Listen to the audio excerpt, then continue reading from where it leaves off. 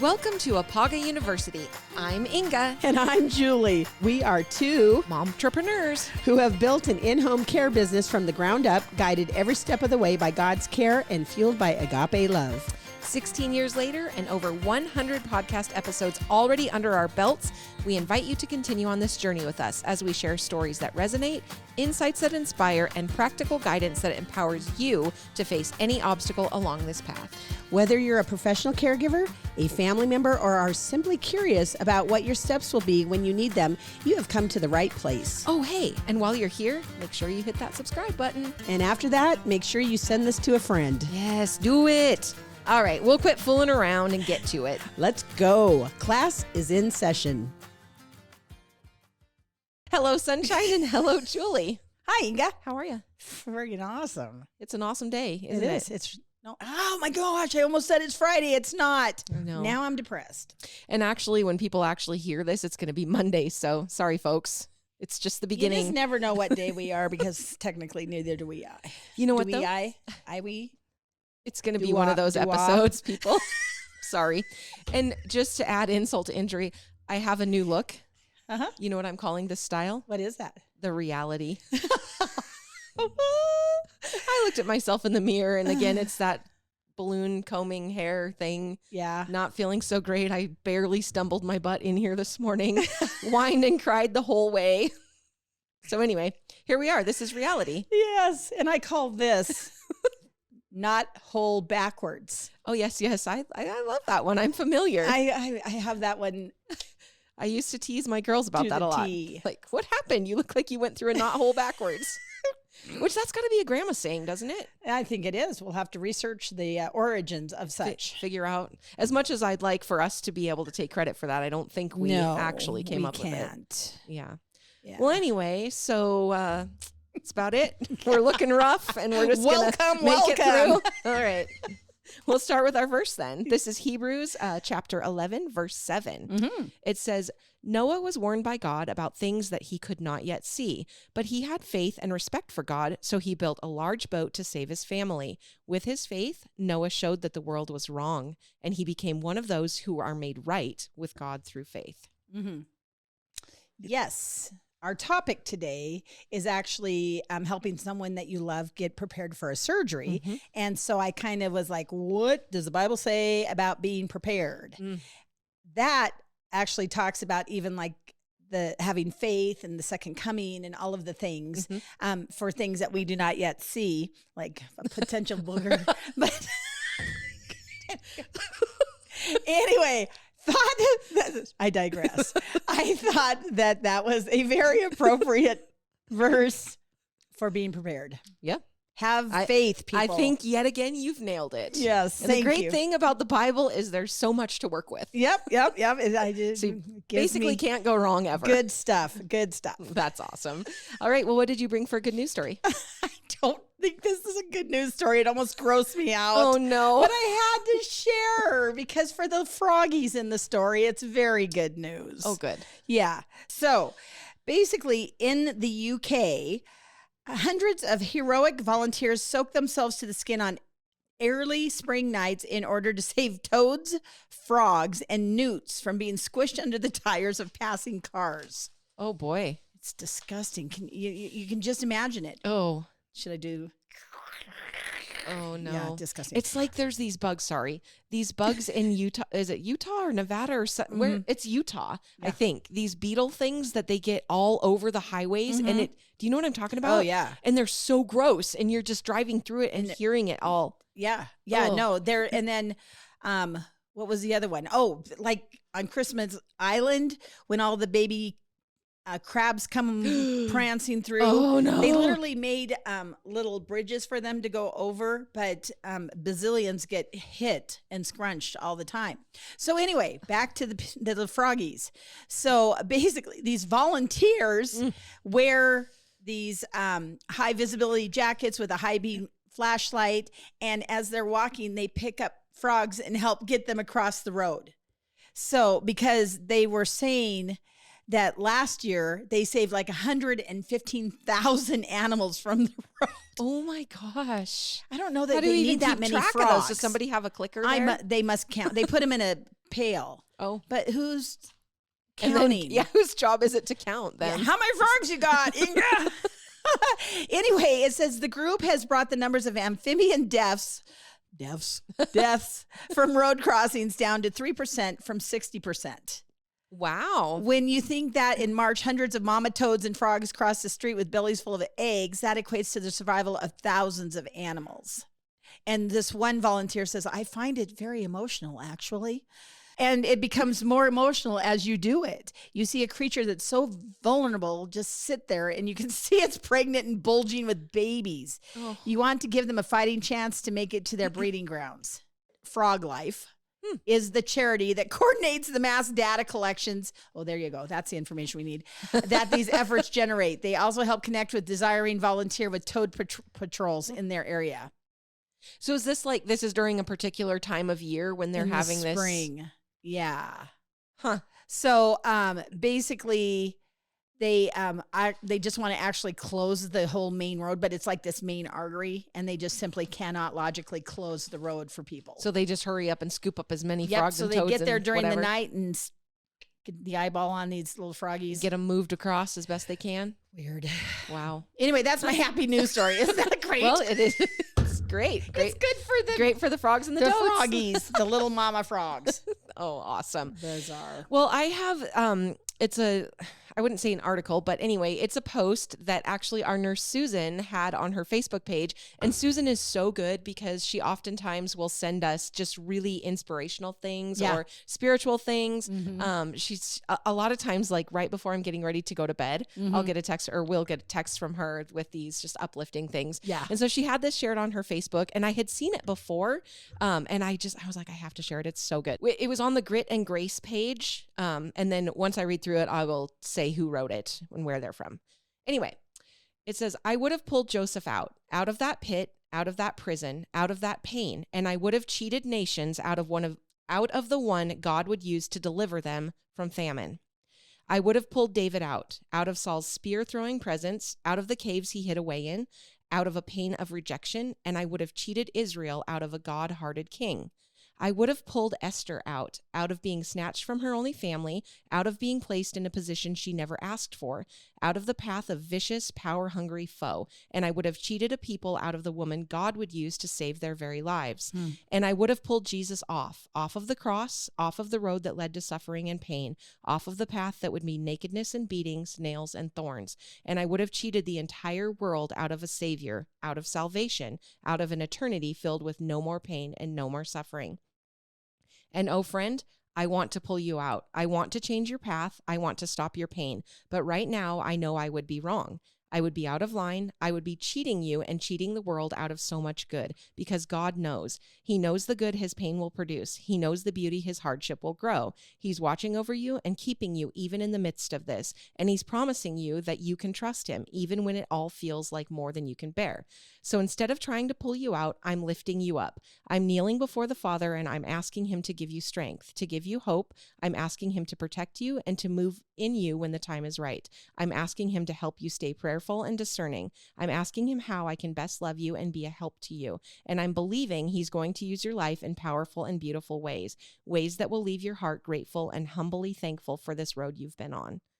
And that was written by Kimberly Henderson of Proverbs 31 Ministries. Wow.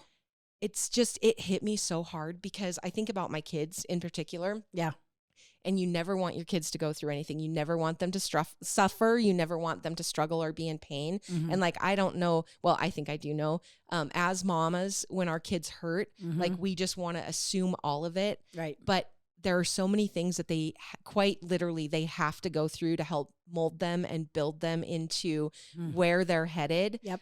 So I think it's not always the best thing in the world to just protect people from those painful things, or maybe failures, or maybe it's not a failure, but it's something that doesn't turn out how you thought it would. And eventually it turns into a victory. And anyway, it just hit me really, really hard because it's so true. I mean, how different things could have been.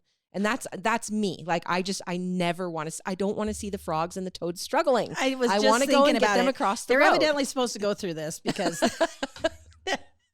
Anyway, so that was just too good not to share. That is very lovely. Yeah. I like that so much. And it makes you really think about that, about wanting to save these people from such unbearable pain. And obviously we don't want necessarily like in our personal lives with our employees or clients or family, friends, those types of things. Like we don't want to see them go through things that can be, maybe redirected and avoidable, but but in the other sense, it's like sometimes we have to go through hard stuff to get to where we are.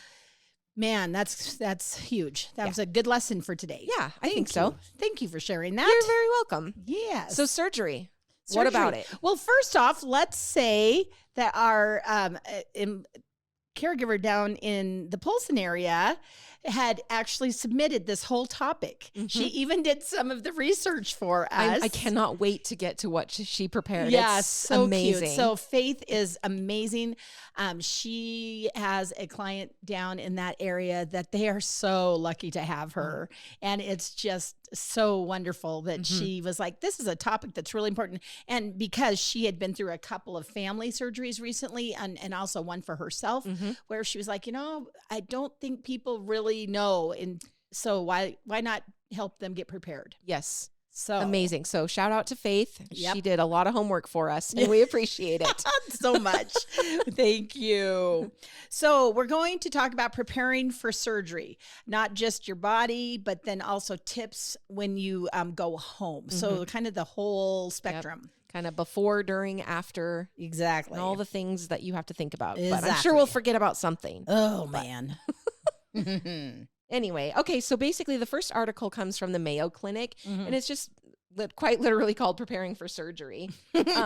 So there is something that's really interesting, and they say that before having a surgery, you actually need to make sure that you're healthy enough and ready for that, right? Oh, my gosh. So not just, there are things that you may have to do to get yourself in better order before you just go in and get whatever that surgery is. Well, a couple examples. I have a friend, she's a beautiful, beautiful woman, but she needed to have, I believe it was knee surgery. And her doctor said, you've got to lose weight because just because we do the surgery doesn't mean it's going to take away all of the stuff if you still haven't done that. But we've heard about people that have cardiac situations and they can't do anything until they lose X or quit smoking is another big deal. One.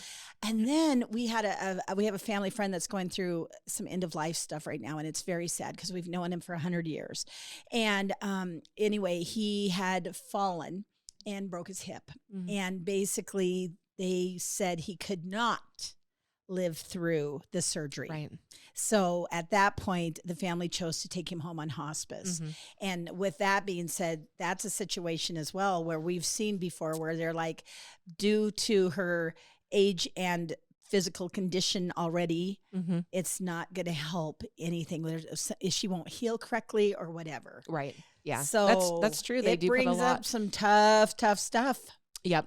And basically making sure that leading up to it, you're going to all of your doctor's appointments, you're following orders, you're doing what the surgeons are directing you to do, taking medications as necessary. And then like, depending on what the surgeries are, there are going to be things that, you either have to take, leading up to, and, or there are times that you can't have certain things leading up to. Oh, so there's just a lot. Like, there's a lot of instructions that go along with it. The most classic one is Mr. Colonoscopy, because you have. I'm not familiar with that one. Well, dear, it's coming.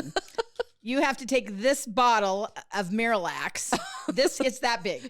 And then you have to drink double this much of the Pedialyte, mix them together, shake it real well, and just drink it, just all in one guzzle. The whole thing. I would probably need somebody to drench it to me like a sheep, Well, you're going to have to because it's friggin' miserable. And then just don't plan on doing anything for the rest of the night because you're going to have to just sit in the toilet. Okay, good to know. So there's your prep. There is for that.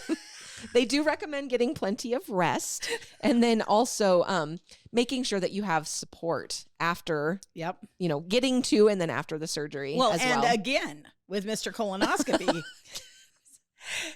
Does Mr. Colonoscopy have a first name? Probably Pooper. Alyssa's face.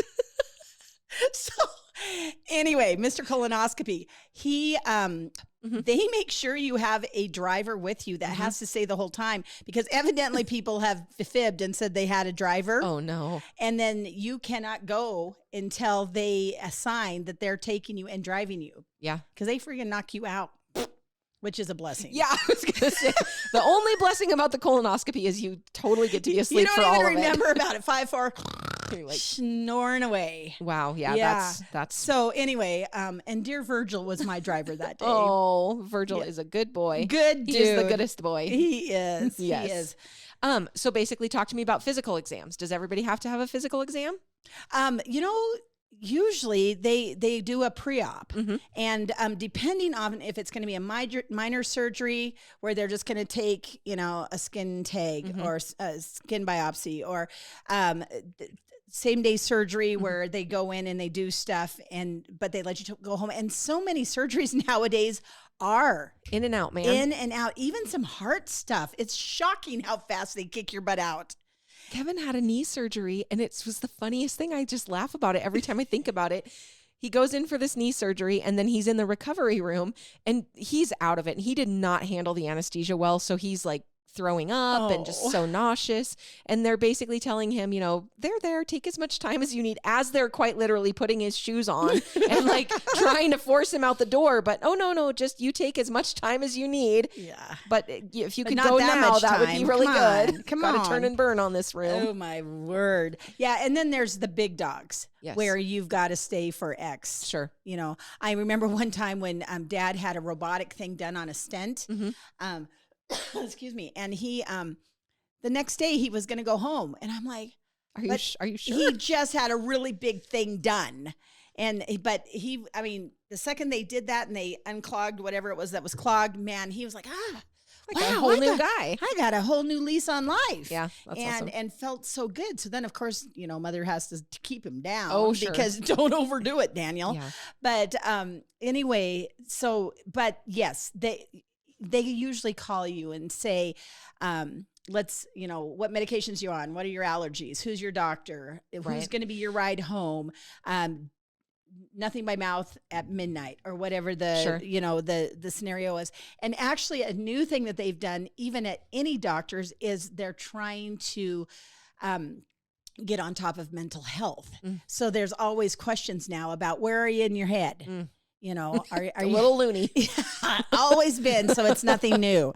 So dealing high functioning. Yes, high functioning Looney Tunes. Yes. So anyway, so I think for everything nowadays they have to be extra cautious. Yes. Yeah. So basically, as they go through that pre-op, my assumption is that if they determine that something is not quite right, or you're not ready yet, then they would postpone things. One of our caregivers had something going on, and her EKG wasn't quite right. So they delayed the whole thing, and she was so mad because she had been emotionally ready, had the days marked off that she was going to have to recoup, and then they delayed it for 2 weeks. Right. Because she wasn't where she needed to be on her baseline. Yeah. And, it was very mad. She was very mad about it, but she also was like, well, okay. Maybe, there's a reason for these things. Yeah. Okay, so basically you're going to go through that pre-op exam, and then on the day of your surgery, you're going to basically, well, I know here anyway, they call you the day before or something and let you know when your surgery time is. And then you go in, and then they're going to get you checked in, and it takes a little bit of time to get reorganized. Probably have to have you sign some paperwork. I would assume go back through some of those questions from the pre-op just to make sure. Check, make sure you didn't eat anything or drink anything after you were supposed to. Right. And then get you into that fancy little robe. Yeah. Well, I just happened to have to go a very few short days ago and have a test on something that was invasive. Okay. And I was told on the phone, come with a full bladder. Oh boy. For this test. And I'm like, well, that doesn't take long with this old hen right now. I don't have to go very far. I always have to anticipate, where's a bathroom going to be if I have to go 20 miles? Because, after when nature calls, man. When nature calls and a couple kids later. Anyway, some of you don't understand my problems. But anyway, So I'm sitting there going, okay, if I take this last chug before I leave the office and I run and they can get me right in, I'm going to be good. I'll have a full bladder. It'll be perfect timing. I won't have to worry. Well, then I get there and I go, okay, why don't you go ahead and go in and relieve your bladder? And I'm like, oh, goody. Yay. But I was like, I was thinking it had to be full, and then it didn't have to be. So here I strategized all day long. How much of this can I drink because I can't pee for this long? Oh my gosh, that's funny. Yeah. So anyway, I'm okay. Okay. The most important thing to know is that you are okay. As simple as having a full bladder or not is something that you have to anticipate. Yeah. I mean, when you go in and you have an UTI, they're like, you're going to have to give a urine sample. Mm-hmm. So, yeah. So think about it. Yeah. Think about it, man. So this is the most exciting part of today that I wanted to talk about is our article that Faith had written. Uh-huh. And basically she just drafted this beautiful document. It's going to be in the show notes, right? So you can go and print it out, put it on your refrigerator, frame it if you want to. Right? I mean, we might. It's just gorgeous. So. Yep. Anyway, so tips to prepare a loved one for surgery.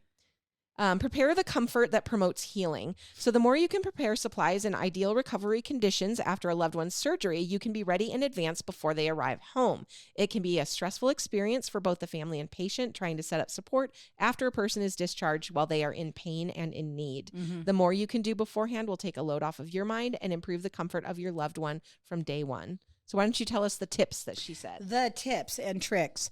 Carefully read your pre-op and aftercare instructions. Ask questions about what you may not understand before the surgery. Mm-hmm. That's a big deal. Yes, and write it down. Like if you are thinking about something, mm-hmm. write it down because inevitably you're going to think about it, not write it down, and then forget what you wanted to ask them until it's too late or, yeah. Anyway. Yeah. So just keep track. For sure. Remind your loved one to do pre-op instructions, which might be the no eating or drinking for 24 hours in advance, clear liquid, showering, sanitizing. And, there's some things where I had to have the smasheroo thing mm-hmm. A while ago, and I couldn't wear deodorant. Oh, right, yeah. So, that was the day that you smelled so funky. Yeah. I'm just kidding. I never smelled you, but you were very, very worried about it. Well... Anyway, so no lotions, potions, deodorant, just for that. Yeah. So what is it? But if they've really got to get into a spot, and they're going to be slicing through your skin and stuff, you've got to what is that when you sanitize? Mm-hmm. Like antiseptic type. That's what the word that I wasn't. Sanitize. I couldn't say it again. But. There's plenty of times when they tell you to do it like 3 times, mm-hmm. and then they do it again for you when they get there.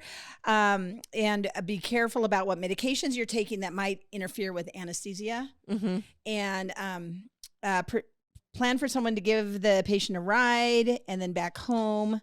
Gather an emergency phone list to be ready to call for urgent questions, and that's your surgical team. So I just wanted to add something in here really quick, something that we've done. And mm-hmm. really recently, actually, we worked with an individual who their family, they were going through some medical stuff as well, but so they weren't able to take care of Dad when he was having a surgery. So he was able to get a neighbor to get him to the operation, and then we were able to send a caregiver to help him get home and then stay with him for 24 hours just to make sure that he was settled and didn't have any complications and wasn't by himself in that period of time. So there's lots of resources. If you don't have that family support or network, mm-hmm. there are lots of ways that things can be done and worked out, just as a side note. Yeah. Nope, that was a good example. Yeah. You're the specialist, medical provider, and who the primary care team is. Mm-hmm. Try to buy medical supplies required in advance. Mm-hmm. Nothing worse than having the surgery than having to stop at the pharmacy to get the meds, to get the bandages, to get the whatevers. Well, and I never cease to be amazed at how many people get sent out of either the hospital or a surgery or a rehab or mm-hmm. with no supplies. Yeah. Nothing. They're like, yeah, I'm home and I talked to the medical equipment company and it's going to be delivered in 72 hours. Yeah. They need it now. It's crazy. So the more you can prior proper plan, the better you will be. Yeah. No. Buy loose clothing so they have comfortable outfits to relax mm-hmm. in. So if you have fitted jeans, maybe you wear sweats that day. Yeah.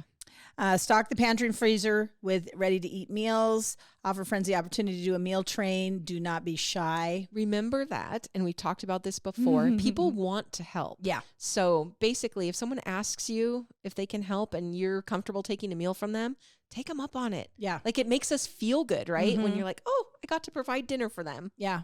Yeah, I did that with my second kid. Actually, they wanted to have a baby shower for me, and I didn't need anything because I had already had one child. Right. So I was like, what would be really great is if y'all would just make me dinners.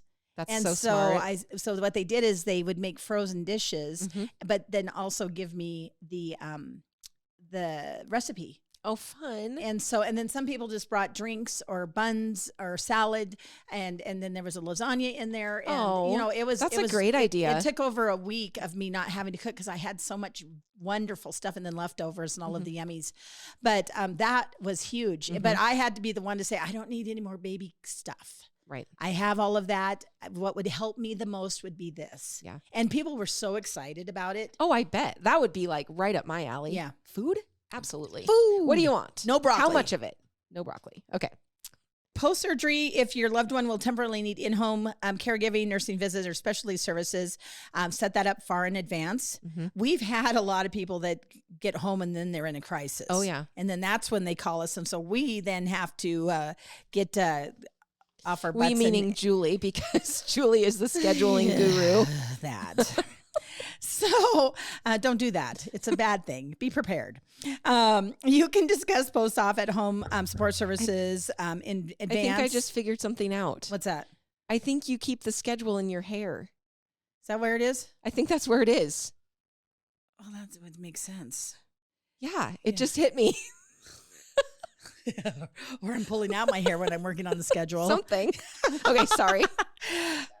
Social workers are a big help to organize this kind of stuff. But you've once again got to make them be aware that you need the help. If you don't ask, a lot of times they'll assume you've got it together and you know things. And it makes their job easier if they don't have to do those extra things. Right, let us make them do their dang jobs. Yeah. Such a good idea. Yeah. Yes. Okay. So, for example, the caregiver can help with cooking, showering, bathing, dressing, hygiene, transfers. That's what we do.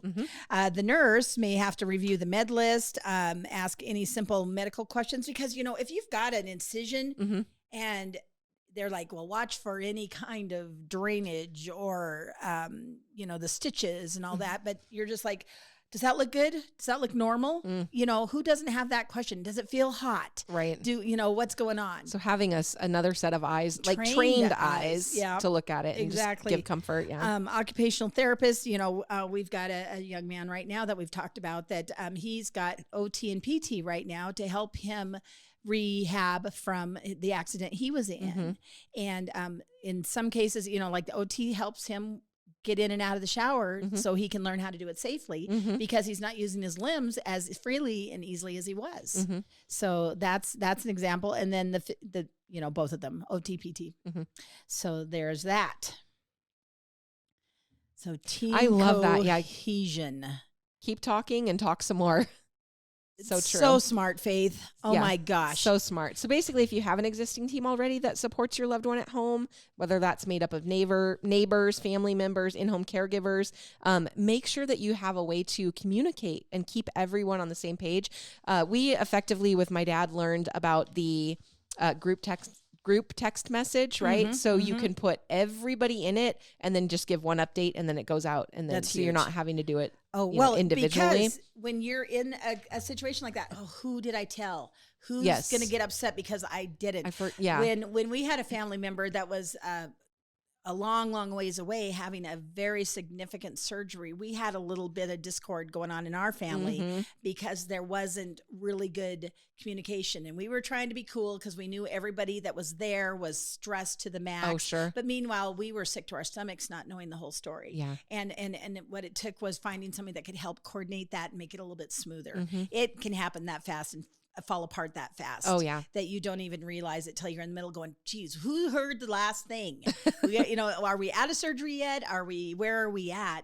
And so those are things that I know that the main person is usually incredibly stressed out and freaked out, but so that person maybe isn't the lead. Mm-hmm. So find somebody that's in the know and have them be tagged as the info giver outer. Yes. Well, and basically, like, especially in situations where this team is part of like the aftercare. Yep. Making sure that everybody knows exactly what those aftercare needs are, Mm-hmm. and that, you know, everybody's doing their designated duty or whatever. So things aren't not being done and or being double done. Right. Yeah. And then putting things down in writing about the aftercare, always a very, very smart thing to do. Yep. And again, just reiterating the importance of keeping emergency phone list visible, available, so that if there is a need, that any of these support people would be able to contact those numbers. Yeah, for the majority of our clients, we have what we call a communication book, Mm-hmm. and every caregiver that goes in there needs to write whatever it is. Mm-hmm. Especially if, let's say, it's a post-op situation and the medication is now not 4 times a day, it's twice. These are things that you know, but when you leave, did you tell everybody else? Mm-hmm. You know, so documentation is so important, making sure everybody daily, their new shift, maybe they don't go in there every single day. So if they didn't go for 3 days, the whole scenario could have changed. Right. Yep. And so that's where that communication book, like you're saying, is a big deal. Yeah. Keeping up. Keep it up. And then pain management. I mean, this is just such a huge man. one. So depending on what the surgery is, Big deal. they may be offered pain management, and there's varying levels of drugs and different medications and things. But basically, this is the thing that my grandma Fisher has always instilled in us with that, is like the importance of staying on top of this pain medication. And you don't just stop the routine because, oh, I feel great right now, because then by the time you start to not feel okay, then you're like so past the point, and then it takes you back so far to try to get back up on top of it. So really the worst. And obviously, I would say make sure that you're using the medications appropriately and as prescribed, so that you don't get yourself in a different kind of trouble. Yeah. But stay on that pain management. Like, I know my dad, when he had his surgery, he was in because it's open heart. They like cracked him open, and he was in so much pain there that I'm not so sure for a little bit of time that he wasn't rather be somewhere else than here. Oh yeah. But then it was like, you know, after a couple days, when that pain got managed and he got control of it, it just made every difference in the world. And now, like, I don't even know how far post-op he is, but he's like, he's probably running marathons for all we know. I'm like, what'd you do today? Oh, I walked 2 miles. Yeah, the doctor says maybe like a half a mile would be good. Yeah, like, overachiever. Good grief. Oh my gosh. Anyway. The other thing that I want to talk about on pain management, and I'm only talking about this, and it's touchy, is because we've been in situations before where people freak out about any kind of pain control. Oh my gosh, my person's going to get addicted. Oh my gosh, they can't tolerate it. Well, how do you know? But everybody needs to be on the same page. Right. Because, the situation I'm thinking about that we've been in before, there was a brother and a sister and then the dad, and then they were taking care of mom. Well, one was so against meds because mother was on meds, and it was like pain meds because it was a hip situation. She was going steady Eddie. But then the one person all of a sudden showed up and said, no more pain meds. This is a problem. Took her off the pain meds, and then everything kept going up and down and up again because it's not at that baseline. Yeah, there's no... Yeah. Yeah. And so I'm not saying you're going to be on meds forever. Right. I'm just saying get on it until the body can deal with the pain on its own. Yes, we all have to watch for any kind of addiction. Sure. I mean, whatever that may be to you, but please try to get everybody on the same page. Right. And also understand that it's not, I mean, there are other remedies, right, for pain management, not just medications necessarily, but obviously in a situation like that, that's a little bit more severe, it's probably going to require something a little bit stronger. But I mean, even just your sleeping position, especially if it's somebody that is bedridden or can't easily move themselves around. Yeah. So positioning is a huge deal. It's a big deal. I'm such an old lady now. I think I've talked about getting the bed that moves up and down. So now, like, every morning I just put my feet up in the air for like 5-10 minutes before I get out of bed. Cause I'm like, it makes me feel better when I get up, like, so why wouldn't I do that? But anyway, hot packs, ice packs, those types of things. And even in a previous episode, we talked about music, but music can help with pain management as well. Right. Yep. No, whatever it takes, because on top of this person does have some confusion on board. So that's where it gets really gray really fast. Yeah. But is it the pain that's bringing on the behaviors? Is it the behaviors that's talking to the pain? Who knows? Yeah. And you just have to make really as best educated decisions as you can. But when you're going just fine and then all of a sudden one family member comes in and changes the whole course, the other thing is some meds you just can't pull off immediately. Right. You've got to wean off of them. So work with your doctors on that. That's what they're there for. Yes.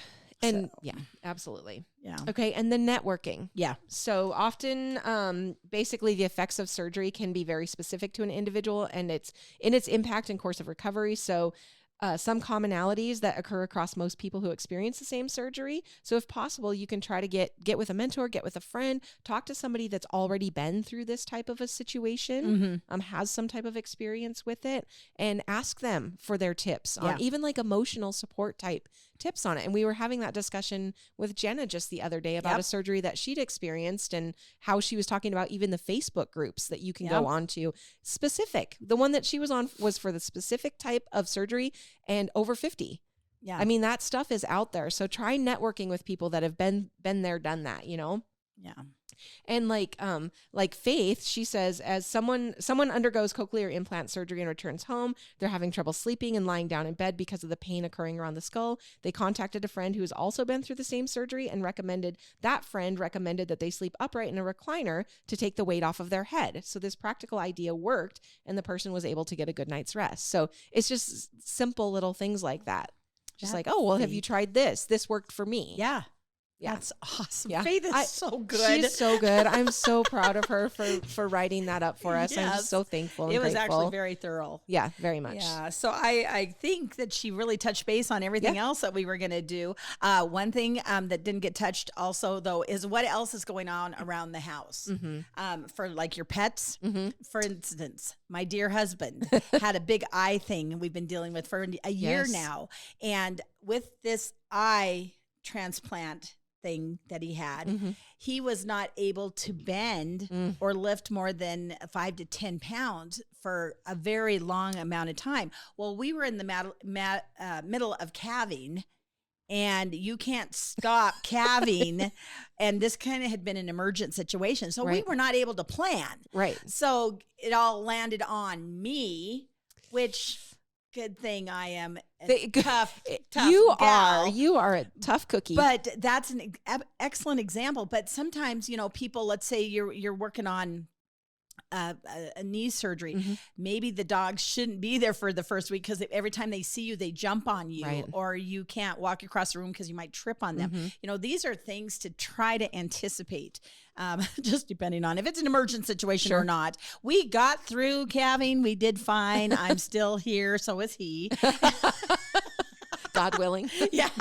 So anyway, boy, all of the things that she said, stock up on the foods, the essentials, the support at home, everything that Faith talked about, we covered. Well, she was incredibly well done. Faith, we're going to need you to submit another subject, please, if you're listening. Awesome. I was thinking about just the prior proper planning of it because it makes me think of our friends, the Sargents, and Ron had to have a surgery, and it wasn't.